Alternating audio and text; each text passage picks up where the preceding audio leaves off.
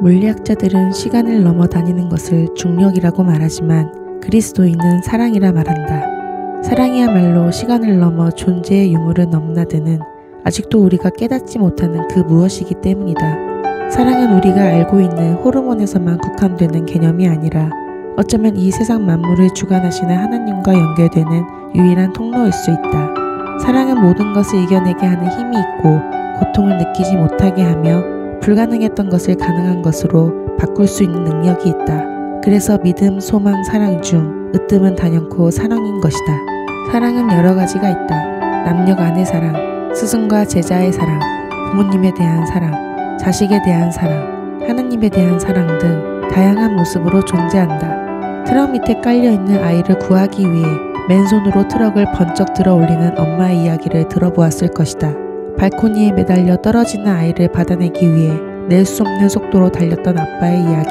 테러범의 무자비한 총기 테러로부터 아이를 지키기 위해 엄마가 몸으로 감싸고 또 그런 딸을 지키기 위해 온몸으로 둘을 끌어안아 지킨 외할머니 이야기 등 사랑은 일상적으로는 이해되지 않는 해내지 못할 엄청난 일을 가능하게 한다. 인간의 사랑이 이러한데 넘쳐나는 사랑으로 우리 인도하시는 하나님의 사랑은 얼마나 크고 깊을까? 10년 전 마음속 근심을 달래기 위해 새벽 기도를 다녔다. 한 달 동안 새벽 기도가 있는 날짜에는 모두 참석하여 기도를 드렸다. 평온한 하루들이 이어졌을 때는 기도를 하는 시간이 힘에 겨웠다. 하지만 여러 가지 일들이 한꺼번에 몰아치는 상황에서는 입에서 기도와 회개가 쏟아져 나왔다. 하나님에 대한 사랑이 더 깊어지게 해달라고 빌고 싶었지만 정작 예배실에 앉아서 기도한 것은 나의 안녕이었다. 초조한 마음과 두려운 마음으로 도와달라는 기도 외에는 떠오르지 않았다. 기도를 하는 만큼 상황이 좋아질 줄 알았지만 반대였다. 하루는 새벽 기도가 끝나고 담임 목사님이 말씀하셨다.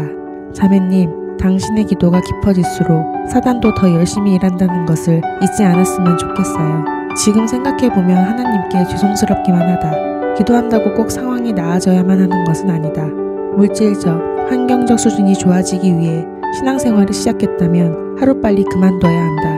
하나님을 사랑하기 위해 그 사랑을 입은 자로 복음을 전하기 위해 어떤 시련에도 흔들리지 않고 복음을 선포하기를 사모해야 한다.